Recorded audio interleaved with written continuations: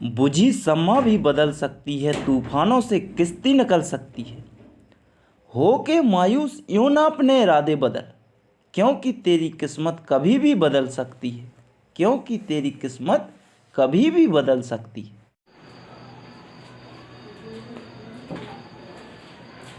जय हिंद साथियों, आज फिर से हम देखते हैं, जैसा कि आप देखते हैं कि पर डे जो मैथ और जो रीजनिंग है इसका वेटेज बहुत ज़्यादा बनता है, तो हम अब क्वेश्चनों को अधिक से अधिक सॉल्व करेंगे और आगे की ओर बढ़ेंगे। जितने भी क्वेश्चन होंगे प्रैक्टिस करेंगे और प्रैक्टिस करने की बहुत ही ज़रूरी है। तो हम आज प्रैक्टिस सेट फिर से लेकर के आए हैं, तो हम देखेंगे आज का प्रैक्टिस सेट बहुत ही मज़ेदार और शानदार प्रैक्टिस सेट है, तो हम उसको सॉल्व करेंगे। तो हम कोई ना टाइम लेते हुए हम क्या करेंगे, क्वेश्चनों को सॉल्व करेंगे, क्योंकि जो कि क्वेश्चन आते हैं तो मैथ का वेटेज ज़्यादा आता है और रीजनिंग का आता है। तो रीजनिंग का भी क्लास लेंगे और मैथ की भी क्लास लेंगे। तो सबसे पहले मैथ को देख लेते हैं। तो मैथ को देखते हैं, पहला क्वेश्चन देखते हैं। ए बी से आधा कुशल है जो सी से 3 गुना कुशल है, वे तीनों मिलकर एक कार्य कितने दिन में पूरा कर सकेंगे यदि बी अकेला यह कार्य 6 दिन में पूरा कर सकता है। उन्होंने कहा है कि तीनों मिलकर के कितने दिन में कर सकते हैं। देखते हैं, ए बी और सी 3 व्यक्ति हैं। ए बी और सी व्यक्ति 3 व्यक्ति हैं।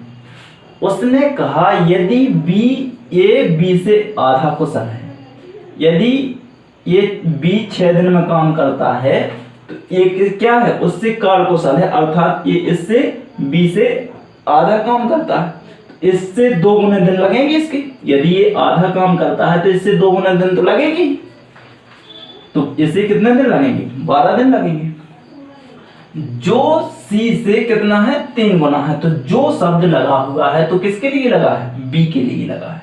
तो बी के लिए तो ए कितना गुना है, 3 गुना है, तो 6 का 3 गुना कितना हो जाएगा, 18 हो जाएगा। इतना समझ पाए कि नहीं है। जो शब्द लगा है वो किसके लिए लगा है, बी के लिए लगा है। तो इसका 3 गुना 6 का 3 गुना है तो ये कितना हो जाएगा, 18 हो जाएगा। इतना यदि समझ गए तो बस आंसर लाने में कोई टेंशन नहीं है। बस इसका हम क्या लेंगे, एलसीएम लेंगे। तो एलसीएम कितना होगा, 36 होगा। 12 3 36, 6 6 36, 18 दूना 36। 6 करना किसको है, तीनों को मिला करके करना है कि कितने दिन में करेंगे। तो 6 3 9 और 2 11, टोटल कार्य कितना है, 36 है। 11 को करना है तो 11 तिया 33, यहाँ पे कितना बचा, 3 बचा, तो 30 हो जाएगा। तो यहाँ पे क्या रख देंगे, हम दशमलव रख देंगे। 11 दूना 22, कितना बचा, 8, 11 7 77। तो इतना हमें क्या प्राप्त होगा, इतने दिनों में हो जाएगा। तो हमें ऑप्शन कौन सा मिलता है, ऑप्शन नंबर बी दिखता है, जो कि हमारा क्या होगा, करेक्ट आंसर होगा बी। ऑप्शन नंबर बी हमारा क्या होगा, करेक्ट आंसर हो जाएगा। इससे आगे अगला क्वेश्चन देखते हैं।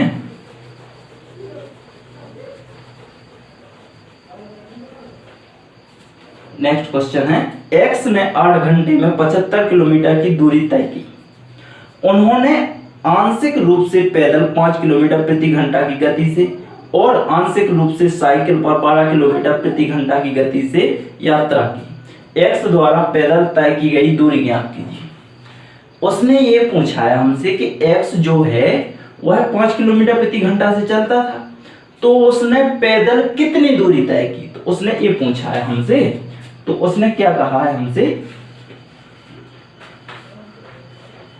टोटल दूरी तो कितनी है, तो पैदल, यहां पे लिखेंगे पैदल दूरी कितनी मान लेंगे, x मान लेंगे, ठीक है। टोटल कुल दूरी कितनी है, कुल दूरी कितनी दी हुई है, तो 75 किलोमीटर, इतनी ही दी हुई है। साइकिल द्वारा तय की गई दूरी, साइकिल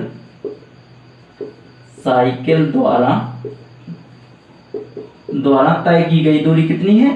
यदि हम कुल में से पैदल घटा देंगे तो हम क्या निकल आएगी, हमारी साइकिल द्वारा तय की गई दूरी निकल आएगी कि नहीं निकल आएगी, 75 माइनस x, इतनी होगी।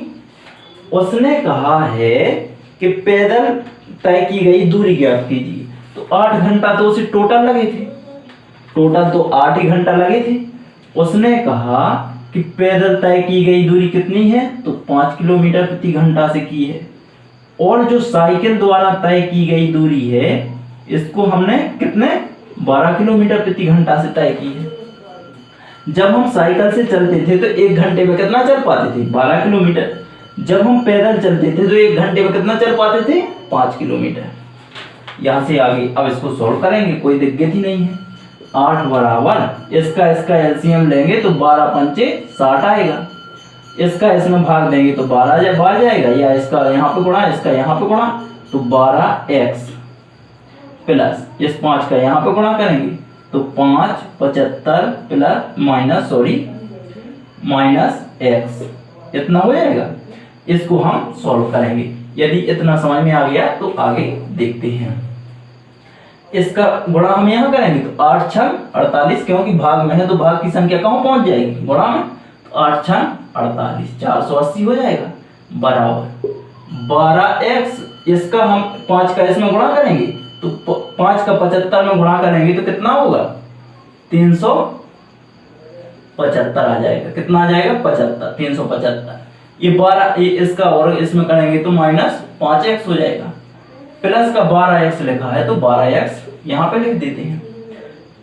इसको हम उस साइड ले जाएंगे, 5x को 12x में से कम कर देंगे, इसको हम उस साइड ले जाएंगे तो 480 माइनस 375 बराबर, यहाँ पे 12x में से 5x चला जाएगा तो कितना बचेगा, 7x। तो 7x बराबर यहाँ पे 480 में से 375 जाएंगे तो कितना बचेंगे, 105। तो यहाँ पे हम 7 में 7 का इसमें भाग देंगे तो कितनी बार जाएगा, 15 7 105 होता है तो 15। तो उसने हमने कितनी मानी थी, पैदल दूरी कितनी मानी थी, x। तो x का मान हमें कितना प्राप्त हो गया, 15 किलोमीटर। तो हमने पैदल दूरी कितनी तय की होगी, 15 किलोमीटर चले होंगे हम पैदल। 15 किलोमीटर यदि तय चले थे तो 1 घंटे में हम 5 किलोमीटर चलते थे, तो 15 किलोमीटर कितने घंटे में पहुंचे होंगे, 3 घंटे में, जो कि शेष 5 घंटे बचे थे। टोटल तो 8 घंटे लगे थे हमें, तो 8 घंटे में हमने 5 घंटे जो शेष बचे थे उनमें हमने किससे तय की थी, साइकिल से तय की होगी दूरी, नहीं की होगी। अगला क्वेश्चन देख लेते हैं। नेक्स्ट क्वेश्चन है, 100 सेंटीमीटर त्रिज्या वाला एक गोला पिघलाया जाता है और 10 सेंटीमीटर ऊंचाई वाला शंकु बनाया जाता है। शंकु का व्यास ज्ञात कीजिए। शंकु का व्यास ज्ञात करना है, तो जो गोले की त्रिज्या है, गोले की त्रिज्या क्या होती है, गोले की त्रिज्या r बराबर कितनी दी हुई है, 10 सेंटीमीटर। लेकिन उसने शंकु का क्या दिया हुआ है, शंकु की ऊंचाई दी हुई है। तो शंकु की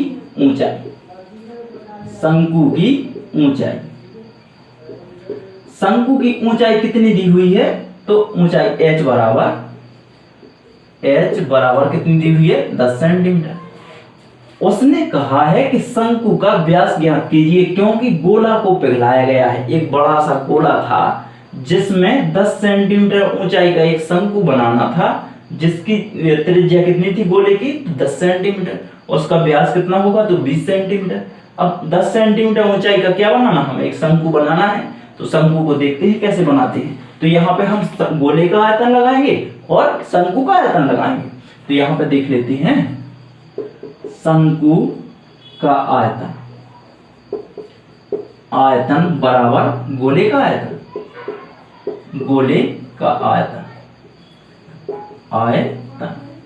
शंकु का आयतन बराबर, दोनों के फॉर्मूला लगाना पड़ेंगे। तो शंकु का आयतन का फॉर्मूला होता है 1/3 पाई r स्क्वायर h होता है, बराबर। ये तो क्या है, शंकु का है। यहाँ पे गोले का आयतन का क्या होता है, 4/3 पाई r क्यूब होता है। अब यहाँ पे हम देखेंगे कि पाई से पाई तो क्या कर देंगे, हम सबसे पहले कैंसिल कर देंगे, इस 3 से इस 3 को कैंसिल कर देंगे। यहाँ पे देखते हैं हम इस r को r से नहीं काटेंगे, क्योंकि ये क्या काय का है, शंकु का है, ये काय का है, गोले का है। यहाँ पे h का मान कितना दिया हुआ है, 10 सेंटीमीटर। तो r स्क्वायर, ये यहाँ पे शंकु का तो कुछ दिया नहीं है r का मान, ये तो हमें ज्ञात करना है। तो r स्क्वायर गुणा 10 बराबर, यहाँ पे 4 दिया हुआ है तो 4 लिख लिया हमने। आर क्यू का मान यहाँ पे कितना है 10 का क्यू, तो हम इसको ऐसा लिख सकते कि नहीं लिख सकते। 1 10 से 1 10 को कैंसिल करेंगे, आर स्क्वायर बराबर 10 गुणा 10 कितना होगा 100। 100 को हम 4 में गुणा करेंगे तो कितना होगा 400। तो आर का मान कितना आ जाएगा 20 आ जाएगा। यदि हमें शंकु की त्रिज्या प्राप्त हो गई, इकाई की त्रिज्या है शंकु की, क्योंकि ये आर किसका है शंकु का है, तो यदि हमें शंकु की त्रिज्या प्राप्त हो गई तो व्यास नहीं निकाल पाएंगे हम। तो व्यास कितना हो जाएगा इसका, व्यास हो जाएगा 40। कितना होगा 40 सेंटीमीटर। क्या हो जाएगा 40 सेंटीमीटर। शंकु का व्यास कितना होगा 40 सेंटीमीटर, जो कि ऑप्शन सी हमें दिखा रहा है। इस टाइप से इसको क्वेश्चन को लगना था। और अगला क्वेश्चन इसी टाइप से छोटे छोटे क्वेश्चन हैं जो कि बहुत ही फास्ट हम लगाने को जाएंगे, और अगला क्वेश्चन इसी टाइप से देख लेते हैं हम। अगला क्वेश्चन देखते हैं हम। एक सेट में 3 से शुरू होने वाले लगातार 5 पूर्णांक होते हैं। यदि सेट में से सबसे बड़ा पूर्णांक हटा दिया जाए तो उस सेट के औसत में कितने प्रतिशत की कमी होती है। एक सेट दिया हुआ है, पूर्णांक पूर्ण संख्या एक पूर्णांक दिया हुआ है, तो कहां से प्रारंभ होता है तो 3 से प्रारंभ होता है। तो पूर्णांक दिया हुआ है, तो पूर्णांक 3 से, जो कि लगातार कितने दिए हुए हैं 5 दिए हुए, जिनका औसत हमें ज्ञात करना है। तो 3 + 4 + 5 + 6 + 7, 1 2 3 4 5। तो लगातार 5 हमने ज्ञात कर लिए। औसत निकालना है तो 5 का भाग देंगे, क्योंकि कुल योग संख्याओं का योग बटे संख्या इतना ही करेंगे। एवरेज निकालना है, यदि हमें एवरेज निकालना है तो इनको जब हम ऐड करेंगे 5 6 11, 11 और 4 15, 15 10 25, कितना होता है 25। 25 में 5 का भाग देंगे तो कितना आएगा 5 आएगा। इसका एवरेज तो कितना प्राप्त हुआ हमें 5 हुआ। उसने कहा है कि सबसे बड़ा अंक क्या कर दिया जाए हटा दिया जाए, अर्थात पहले संख्याएं 5 थी, अब 1 को हटा दिया जाए तो कितनी बचेंगी 4 बचेंगी। तो जब हम इसको हटा देंगे, यहाँ पे तो एवरेज 5 आया है, अब हमने इसको क्या कर दिया है हटा दिया है, यहाँ पे कितना हो जाएगा 4 हो जाएगा। इसको यहाँ पे हटा देंगे और यहाँ पे कितना हो जाएगा 4 हो जाएगा। 6 5 11, 11 4 15, 15 3 18। 18 में जब हम 4 का भाग देंगे तो कितना हमें प्राप्त होगा, ये 5 तो लिखा है तो हम इसको 5 को साइड में लिख लेते हैं। जब 4 का इसमें भाग देंगे तो कितना हमें प्राप्त होगा 4.5, 4 चौको 16, 4 पंचे 20 आ जाएगा। अब यहाँ पे देखेंगे बचेगा 2, तो 4 पंचे 20। अब उसका एवरेज हमें ज्ञात करना है, तो हम देखेंगे कि पहला जो कम करने पर 5 हुआ है और पहले कितना था 5 था, तो 5 - 4.5 बटे 5 गुणे कितना एवरेज निकालना है तो 100% निकालना है तो 100 करेंगे। 5 में से 4.5 चला जाएगा तो 0.5 बचेगा बटे 5 बचेगा, गुणा में कितना होगा 100। यहाँ से इसको हटाएंगे 50 बनाएंगे, 50 दूना 100, 5 दूना 10, तो कितना हो जाएगा 10%। 10% की क्या हो जाएगी कमी हो जाएगी। कितनी हो जाएगी, यदि एक अंक को हम यहां से हटाएंगे तो कितने % की कमी हो जाएगी 10% की कमी। कितनी हो जाएगी 10% की कमी हो जाएगी। अगला क्वेश्चन देखते हैं हम, इसी टाइप का नेक्स्ट क्वेश्चन देख लेते हैं। निम्नलिखित में से कौन सा न्यूनतम 2 पूर्णांकों का योग जिनका गुणनफल कितना है 64 है। यहाँ पे ऑप्शन से देखते हैं। ऑप्शन पे दिया हुआ है, ऑप्शन पे 12, ए पे 12, बी पे दिया हुआ है 8, सी पे दिया हुआ है 20 और डी पे दिया हुआ है 16। इतना दिया हुआ है। यदि हम 64 करना है तो 8 गुणे 8 हो सकता है, तो इन दोनों का योग कितना होना चाहिए 16 होना चाहिए, जो कि नहीं है। चलो आगे बढ़ते हैं। यहाँ पे गुणा कितना होना चाहिए 64 होना चाहिए। तो ऐसी कोई संख्या है कि जोड़ने पर कितनी आए 8 आए, लेकिन गुणा करने पर कितना आए 64 आए, तो कोई संख्या नहीं बनती है। यहाँ पे देखते हैं, यहाँ पे काट दिया गया है धोखे से, तो यहाँ पे कितना है 20 है, तो 64 देखना है हमें, तो 16 गुणे 4 करेंगे। 16 गुणे 4 करेंगे तो यहाँ पे ऑप्शन में 20 हो जाएगा, लेकिन न्यूनतम संख्या चाहिए, तो न्यूनतम यहाँ से तो प्राप्त होगी नहीं। यहाँ पे देखते हैं न्यूनतम, तो जिनके अंतर कितना हो 0 हो, तो इनके बीच में अंतर 0 है। 8 64 भी होता है, तो यही हमारा क्या हो जाएगा, ऑप्शन सी डी करेक्ट हो जाएगा, ऑप्शन नंबर डी करेक्ट हो जाएगा। अगला क्वेश्चन देखते हैं। वह छोटी से छोटी संख्या ज्ञात करें जिसके द्वारा 1200 को एक पूर्ण वर्ग बनाने के लिए गुणा किया जाना चाहिए। देखते हैं, ए नंबर पे 2, बी नंबर पे 3, सी नंबर पे 4, डी नंबर पर 5। 1200 को क्या बनाना है, पूर्ण वर्ग बनाना है। 1200 दिया हुआ है, यदि 12 का 2 में गुणा करेंगे तो 12 दूनी 24, किसका वर्ग होता है, किसी का नहीं होता है, गलत हो जाएगा। 12 3 36, यदि 3600 हो जाएगा तो 3600 कितने का वर्ग होता है, 60 का वर्ग होता है। 12 चौको 48, 4800 होता है, किसी का नहीं होता है, तो ये भी गलत। 12 पंचे 60, 6000 किसका होता है, नहीं होता है। तो हमारा परफेक्ट आंसर क्या हो जाएगा, ऑप्शन नंबर बी हमारा करेक्ट आंसर हो जाएगा।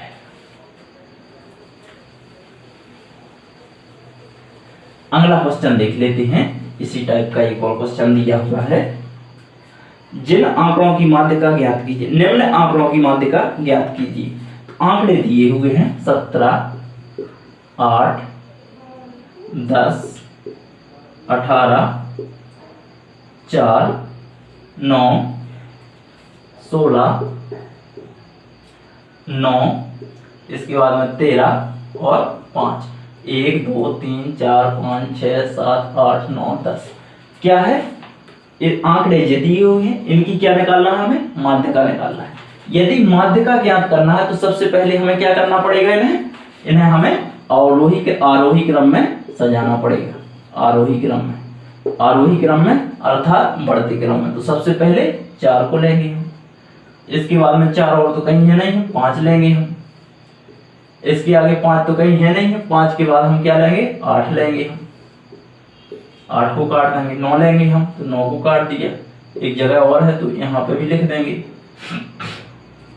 इसके बाद में देखते हैं हम 9 के बाद 10 को लेंगे हम, 10 और तो कहीं है नहीं है, चलो ठीक है 13 लेंगे अब हम, 13 के बाद 16 लेंगे अब हम, 17 और 18 ले लेंगे हम। तो 16 17 और 18 और तो कोई शेष बचा नहीं। अब माध्य का क्या होता है, माध्य ज्ञात करना है तो हम क्या करेंगे, n+1 लगाएंगे। तो n का मान होता है टोटल कुल अंक, तो कितने हैं 1 2 3 4 5 6 7 8 9 10। तो n बराबर कितने हैं 10 है। n+1/2 होता है, n+1/2। तो 10 और 1 11 हो जाएगा, 11/2 तो कितना हो जाएगा 5.5 हो जाएगा। अब 5 से बड़ा अंक चाहिए, ये क्या है मेन 5 है, तो 5 से बड़ा और 6 के बीच में 5 और 6 को ले लेंगे हम। तो 5 और 6 को लेंगे तो 1 2 3 4 5, 5 ये है और 6 ये है, तो इन दोनों को क्या करेंगे जोड़ेंगे। तो 10 और 9 19, 19 में कितने का भाग देंगे हम, 2 का भाग देंगे तो हमें कितना प्राप्त हो जाएगा, 2 का भाग देंगे यदि तो हमें प्राप्त हो जाएगा 9 दूना 18, 9.5 हो जाएगा। तो हमारा माध्य कितना निकलेगा 9.5 निकल आएगा। इस टाइप का क्वेश्चन था जो कि पूर्ण हो चुका है। अगला क्वेश्चन देख लेते हैं।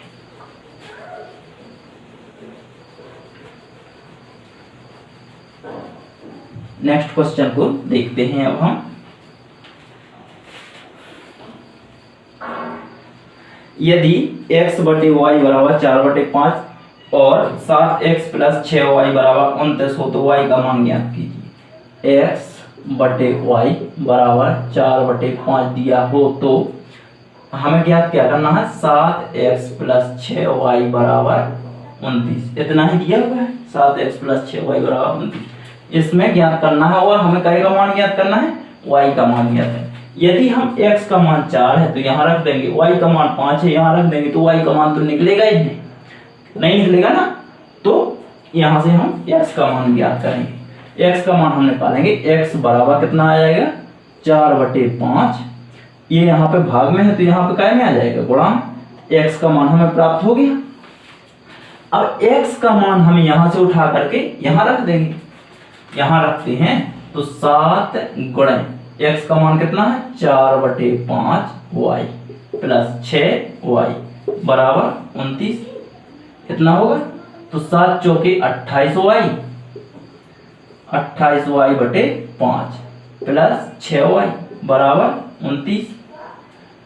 जब हम इसका क्या लेंगे एलसीएम लेंगे तो 5 आएगा। एलसीएम कितना आएगा 5, 5 का 5 में भाग देंगे तो एक बार जाएगा, तो 28y प्लस यहाँ पे 5 छक्के 30y बराबर 29। इतना आ जाएगा। अब ये 5 यहाँ पे भाग में है, साइड आएगा तो क्या में हो जाएगा गुणा में हो जाएगा। तो 30 और 28 कितने होते हैं 58y बराबर 29 गुणे 5। 29 का 2 गुना कितना होता है 58। कितना होता है 58। तो y का मान कितना आ जाएगा 5/2। तो y बराबर कितना निकल आएगा 2.5 आ जाएगा। कितना आ जाएगा 2.5 हमारा क्या निकल आएगा y का मान आ जाएगा, जो कि हमें यही ज्ञात करना था। ऑप्शन ए दिखा रहा है। अगला क्वेश्चन देख लेते हैं, ठीक इसी प्रकार से इसी टाइप से लगना था। और अगला क्वेश्चन देखते हैं।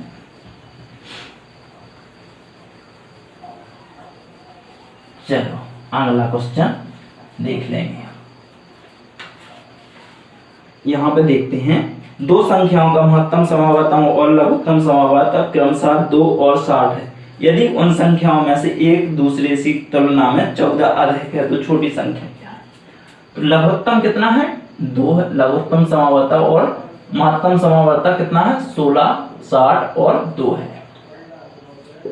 उसने कहा है कि इन दोनों संख्याओं, ऐसी दो संख्याएं हैं जिनके बीच का अंतर कितना है 14 है, बीच का अंतर अधिक है, 14 अधिक है। तो देखते हैं हम, तो छोटी संख्या ज्ञात कीजिए। वेरी गुड, बढ़िया। यदि इन दोनों का हम क्या करेंगे गुणा करेंगे, तो गुणा करने पर कितना होगा 6 दूनी 12 यानी 120।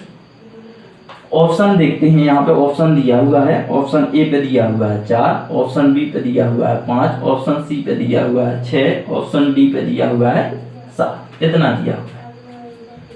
यहाँ पे देखते हैं हम, हाँ यहाँ पे यदि 120 के यदि फैक्टर करते हैं हम, 120 की यदि हम फैक्टर करेंगे तो 10 गुणे 12 करेंगे तो कितना होगा 120 होगा। 15 गुणे 8 करेंगे तो कितना होगा 120 होगा। 20 गुणे 6 करेंगे तो कितना होगा 120 होगा। लेकिन उसने कहा है कि एक दूसरे से कितना अधिक है 14 अधिक है।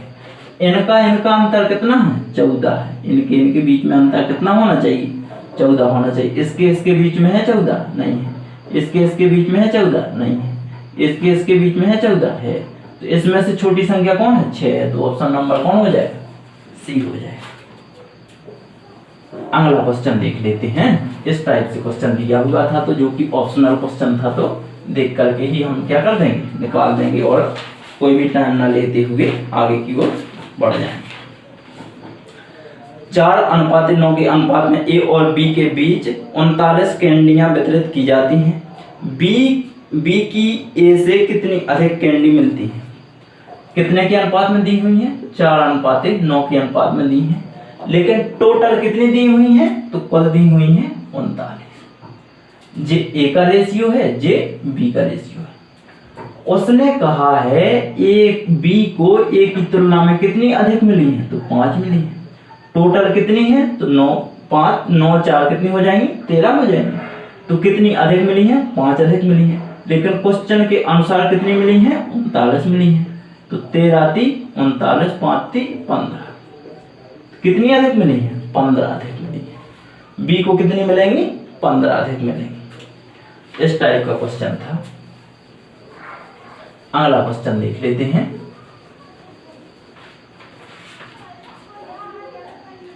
ए और 10% और 30% के दो लगातार चिन्हित करने के बाद 20% की छूट पर एक वस्तु 2288 में बेची जा गई है। वस्तु का लागत मूल्य क्या है? तो उसका विक्रय मूल्य कितना है? 2288 है। लेकिन एक शर्त रखी गई है कि 10% और 30% की क्या हुई है? दो छूटें दी हैं, तो इनका एक छूट तो निकालना ही है।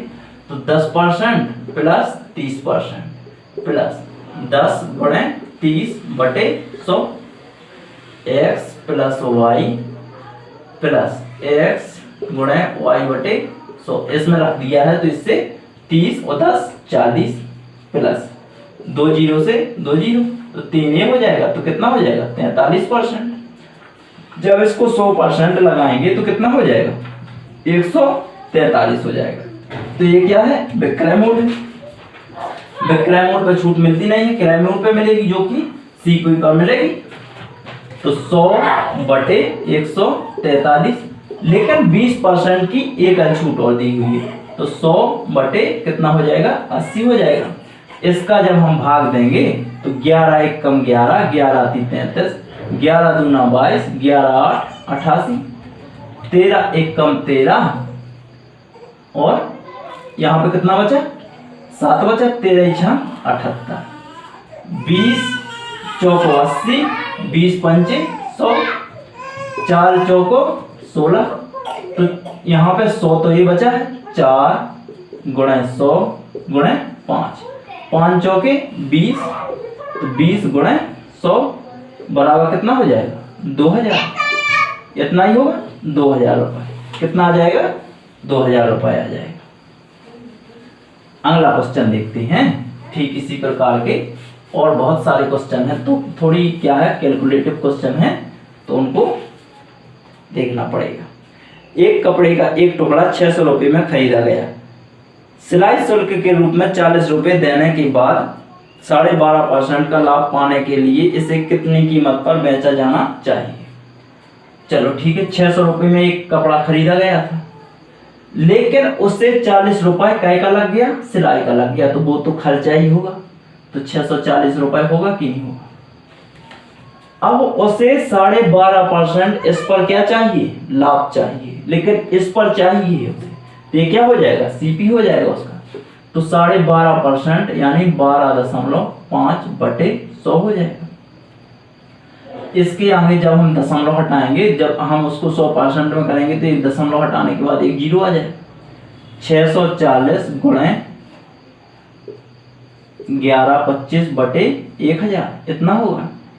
तो 25 चौके 100, 25 चौके 100, और यहाँ पे 25 पंचे 125, 5 नाम 45, 5 अट्ठे 40, 8 अठैया 64, 8 नाम 72, तो कितना हो जाएगा? 720 रुपये। उसे कितने में बेचना पड़ेगा? 720 रुपये में बेचना पड़ेगा। तब उसे कितना मिलेगा? 12.5% का क्या मिलेगा? लाभ मिलेगा। जब वह 720 रुपये में बेचेगा तब उसे 12.5% का क्या मिलेगा? प्रॉफिट मिलेगा। इस टाइप का क्वेश्चन था। अगला क्वेश्चन देखते हैं। एक वस्तु 2500 रुपये में खरीदी गई। दुकानदार इसके अंकित मूल्य पर 12% की छूट की अनुमति देता है और फिर भी 10% लाभ प्राप्त करता है। वस्तु का अंकित मूल्य क्या है? अंकित मूल्य ज्ञात करना। तो वहां पे कितना दिया हुआ है? बेची खरीदी गई, तो कितने में खरीदी गई हुआ है? 2500 रुपये में खरीद ली गई है। अब दुकानदार ने इस पर क्या की है? 12% की छूट की अनुमति दी है। तो इस पर देगी तो 100 बटे 88 होगा, क्योंकि 12% की तो छूट दी ही है। तो 100 में से 12 जाएगा तो कितना बचेगा? 88 ही बचेगा। तो 88 मैंने यहाँ पे डायरेक्ट कर दिया। लेकिन वह इस पर कितना लाभ कमाना चाहता है? तो 10% का लाभ कमाना चाहता है। इसी पर कमाएगा ना, तो 110 बटे 100 हो जाएगा। 100 से 100 कैंसिल हो जाएगा। 2500 गुणे, इसको हम यहाँ लिख लेंगे तो 11 बटे 88, 11 एक कम 11, 11 8 88, यहाँ पे बचा 10, यहाँ 8 का हम इसमें क्या करेंगे? भाग देंगे। 8 3 24, एक बचा 10 होगा। तो 8 1 8, कितना बचा? 2 बचा। 20 हुआ। 8 8 दूना 16, कितना बचा? 4 बचा। 8 पंचे 40, तो 0.5। इसमें हम किसका गुणा करेंगे? 10 का। 31 2.5 गुणे 10, तो हमारा आंसर कितना होगा? 31 25। 31 25 हमारा क्या होगा? परफेक्ट आंसर हो जाएगा, जो कि हमारा क्या था? करेक्ट आंसर था। जितने भी क्वेश्चन थे तो इस टाइप के मैंने सभी क्वेश्चन करा दिए हैं। यदि इसी प्रकार के क्वेश्चन और देखना चाहते हो तो आप इस सेक्शन को आगे भेजिए, अपने दोस्त तक भेजिए और बताइए कि सर पढ़ाने आ गए हैं। जय